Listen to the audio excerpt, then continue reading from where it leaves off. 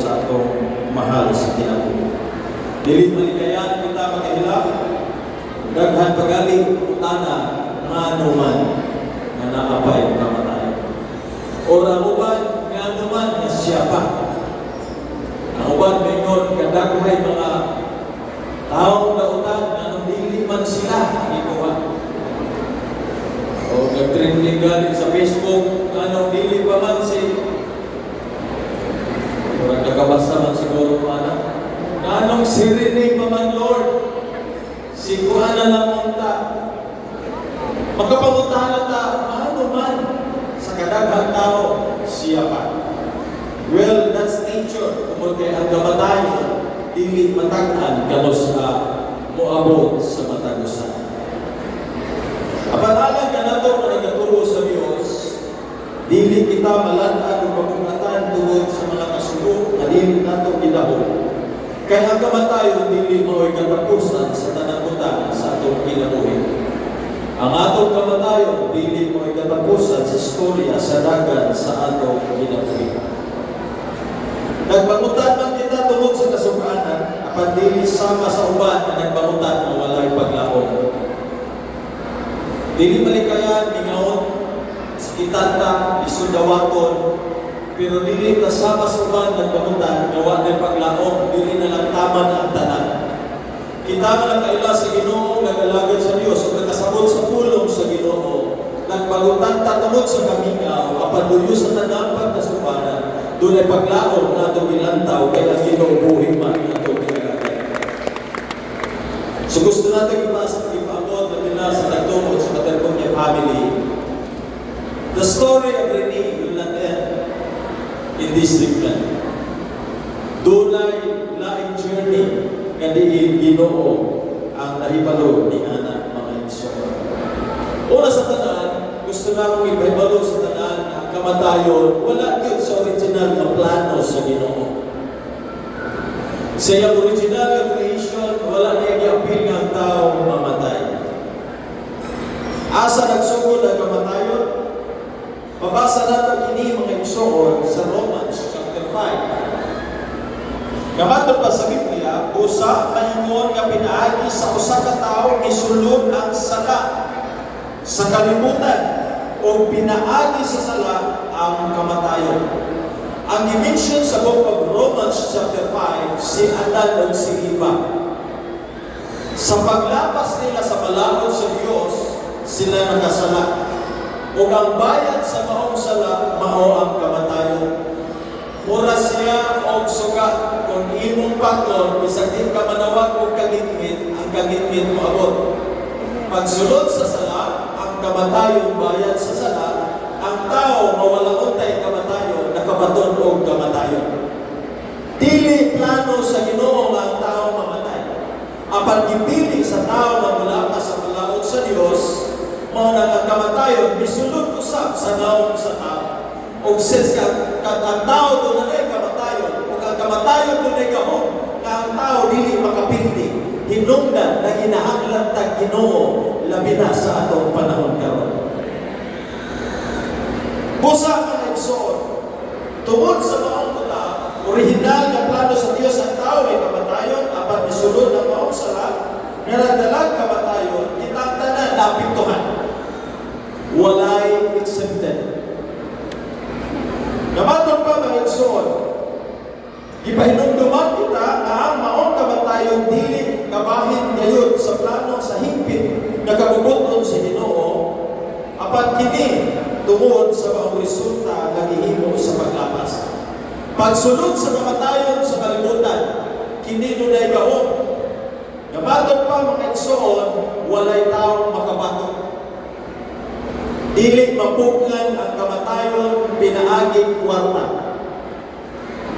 Nagantay na ilhan ng mga bilyonaryo na mamatay. Nagantay na ilhan tagiyang ospital na mamatay. Manuel L. Quezon, Manuel L. Santos. Tagiyang ospital, patay na. Kung ang tagiyang ospital na patay, labi na kita. Huwag ganit tayo bisang butika. Kaya dili mabuntog malabanan ang kamatayon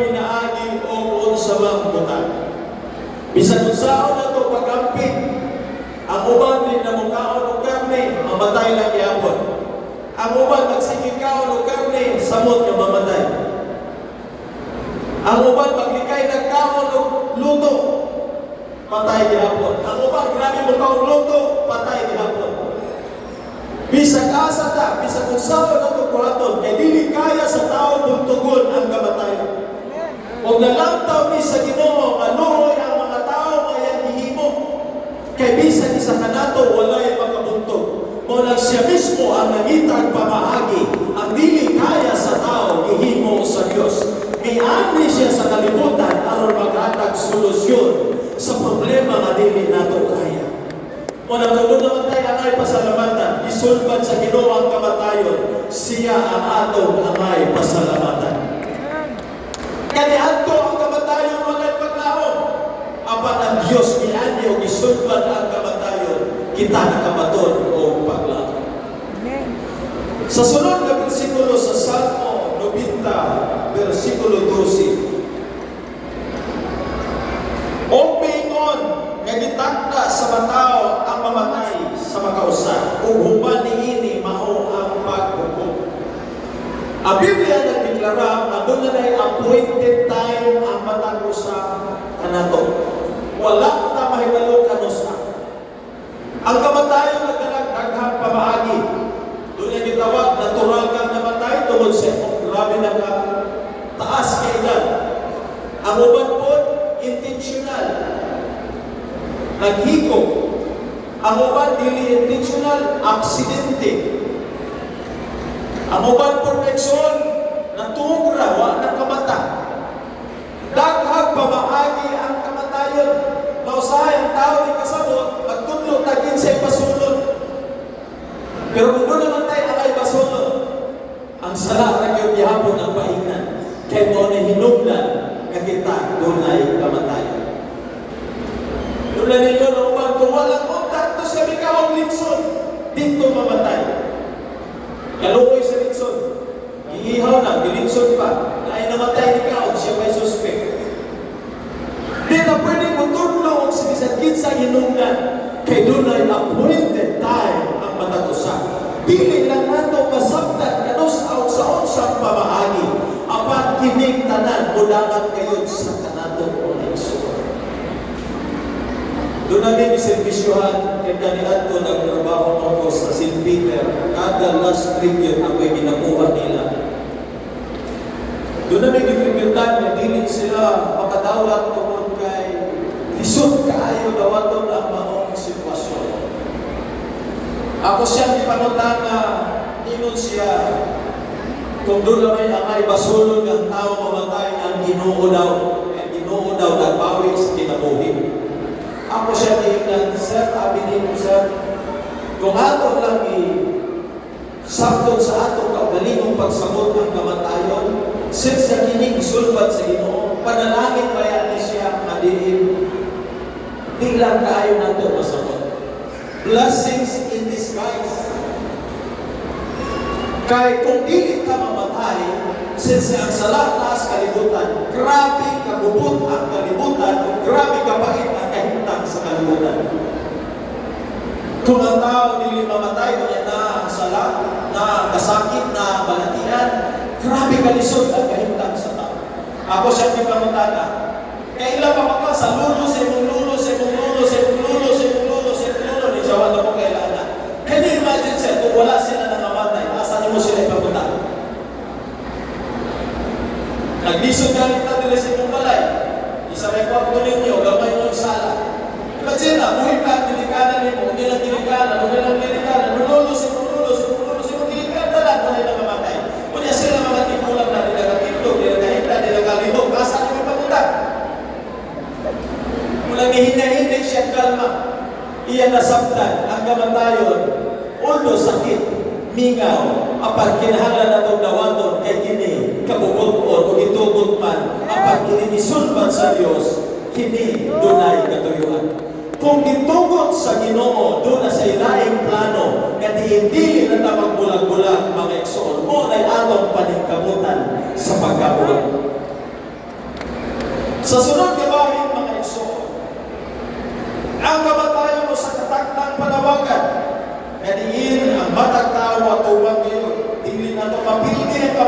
kamatayon pinaay katong kusog ug paglikay sa kung linunod pagpaningkamot.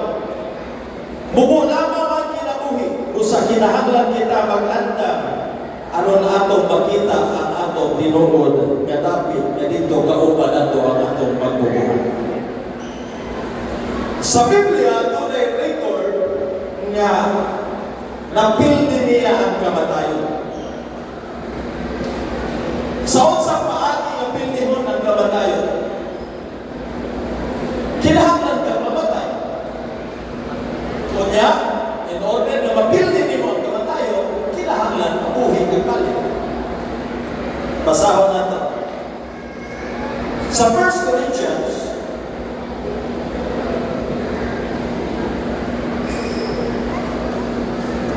si Papa sa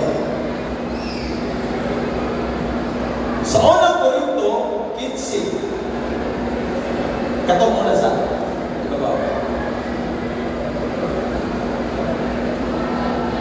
katong katapusan ito 1 Corinthians 15:26 ang katapusan nga kaaway magawagtangon mao ang kamatayon. Ang giingon sa 1 Corinthians mao ni ang giingon sa Ginoo nga purpose niya nga moani sa kalibutan aron niyang puntugon ang katapusang kaaway. Si Satanas wala i-mention ni Jesucristo nga iyang kaaway. Because Satan or Lucifer is nothing compared to God, because Lucifer is just an angel created by God. Pagkasalan niya, ihulog siya, dahil siya fallen angel, dahil Satanas ang Lucifer. Pero ang bunga sa sala na naghari sa kalibutan, walay nakapildi.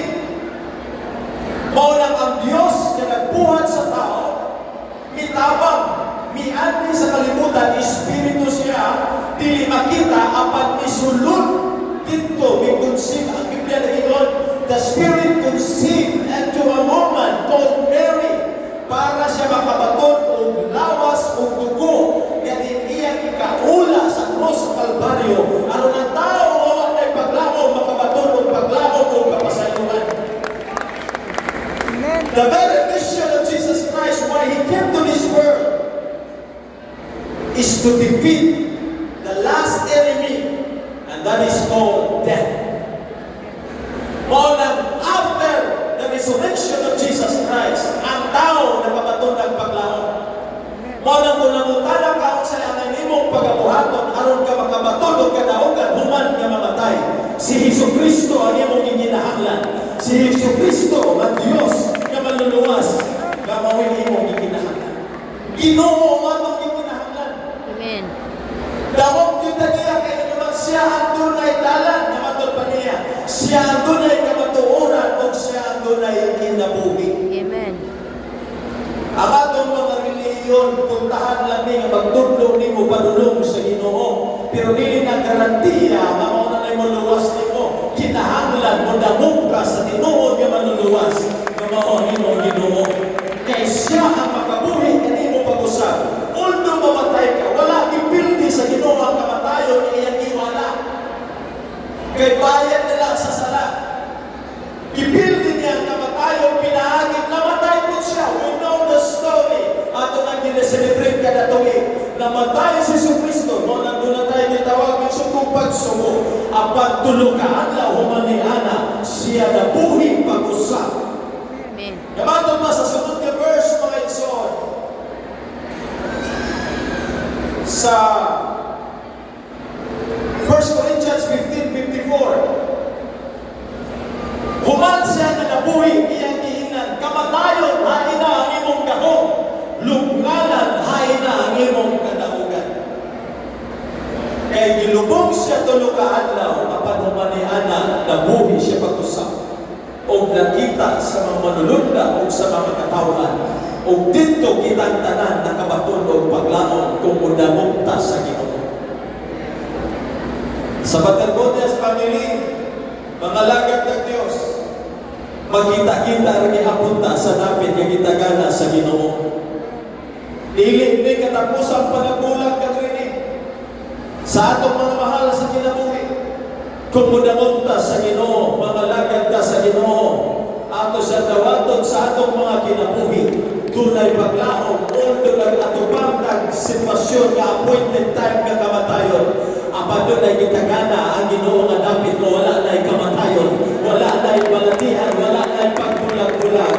Namatod pa niya, una ang inyong mga kasing-kasing. Ganingin ayaw ka mo pagpakawag paglaom. Ako mubiya kaninyo, aron sa pag-anda mo dapit, ang kung kiniman tapos na mubalik mo pag-usap, aron kung asa ko tunga usap ka mo. Kung dito wala na yung kupihi, kung dito wala na yung balatian, o wala na yung kasakit. Kini ang atong pulahang paglaom diri sa kalibutan. Although na may kasukhanan, apan kini nga kasukhanan temporary lamang kini nga atong mabatyagan. Kaya naman doon ay paglaom luyo sa maong sitwasyon. Kay buhi ang atong Ginoo. Ang Diyos nga atong nialagan. Hallelujah. Ipuntok na niya ang kamatayon. We have hope even though we are facing this way. Maunang paglaom bisan pag nagkatubang kasukhanan. Ang kamatayon dili mao katapusan. Alang kanado mga igsoon. Nga matupad sa sunod nga bersikulo sa 1 Thessalonica 4:16, ako mao ang pagkamataw o ang kinabuhi, ang magatulong kanako bisan siya mamatay, mabuhi siya.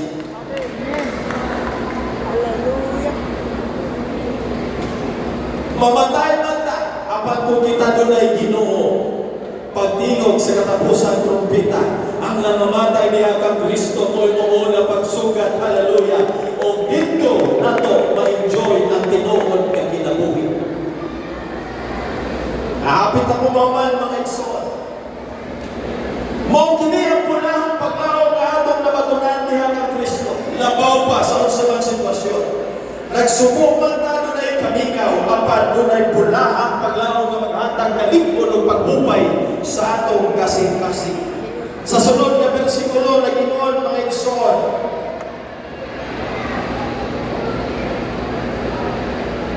sa Thessalonica 4:13, apan dili ko buot mga igsoon nga kamo mawadag kahibanon ay tungod kanila nga nangatulog aron dili kamo magsuko sama sa uban nga walay paglaom. Kay kung kita mo nga si Jesus namatay o nabanhaw pag-usap, mauman usap pagadanon sa Dios uban kaniya kadtong nangatulog diha ka Jesus. Mauna ang atong last nga mga paghatag o paglingkod damong sa Ginoo mga igsoon. Di ta magsalig sa atong pagkabatanon. Namatod pa sa usang storya. Dili pa ta manalagan sa Ginoo kay bata pa. Daghan pa yung bata pa. Namatay po. Maugali ang uban, pagkahimugso pa lang, wala na nilugay, namatay na po tayo. Ang uban ko ngayon, ulahin na ang tanan, pastor, tigulang na po, para na lang sa mga bata. Walay ipili kay dat, samtang tao ka, nang inahanglan ka Ginoo, kay naman, nagkatubang nagkamatayon, kadili ka kapilti. Kung dili ka, kunamog sa Diyos, o nag-involve sa statement ka o nabasa, kung mamatay ka, walay Kristo, walay Diyos sa mong kinabuhi, ang pag-asa ang imong tanan. O ng mga igsoon, kini mensahe. Abi ninyo, na-amaze ko sa paborito nga number ni Rene, kay number 2. Sa Bible, dako kaya na siya significant. Kaya nga naman, ang pamaagi sa kaluwasan, itudlo sa chapter 2, sa Book of Acts. Kung doon lang mo yung mga Bible sa inyong mga balay, since atong ganang paboritong player si Rene, o ganyang paboritong numero number 2, dali na pangitahon, Buhat 2, or Acts chapter 2. Basahan na whole chapter. Mauna ang gateway nga diin magkita-kita ta dito sa gikarian sa Ginoo. Assignment na itong nagtanan. Paborito, Batermonia number 2. Pag Uli, Acts chapter 2, basahon chapter. Kung doon na mo yung mga pangutana, pwede mo po chat or mag-inquire, mag-sort ko ka lang ko. Joseph Galos dito sa Facebook. Andam ko mo guide ninyo, make sure ko pahitungkod sa mas deeper ba, because we cannot discuss everything here. Our time is limited. But if you want and interested for more details about life, about salvation, about direction, let's talk about God. Di ta magpakabisi sa mga temporary lang na mga utang. Magpakabisi ta sa pagpakabana sa kaugmaon sa ato kalang. Mao nang ato ipaabot sa tagtumo dili katapusan sa tanang utang. Hallelujah. Bago sa kini kadakong impact, nagibandila ni rin sa tibuok kalimutan kung sa ka-importante ang number 2. Dili lang sa imong physical, apil sa imong spiritual, maghatag ka pa sa iluan o kaluwasan sa imong mga kalang. Busa ni tagnas kagabihon, samtang kami magatapos sa maong kuluaton, atong yung ikabilin nga maghatag og dakong kahimuan ang atong mga pag-ampo, especially sa tagtuon. Karon medyo makahatag pag inspirasyon kay daghan patag. Pero human atong na ihatod ang atong igsoon sa temporaryong dapit sa lubnganan. Mag-atubang sila sa realidad sa kinabuhi nga sila na lang ang atubang. Kadili na di siya komedya. Dili na ni siya hihaw.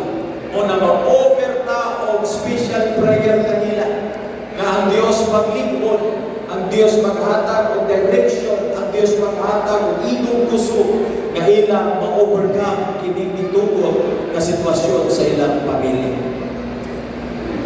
O dihamin ako kung naaman ang pamilya o parinti o mga igsuon sa palibot, tugutin nga mag-offer o prayer deserve magtapos sa maong pulungan mo.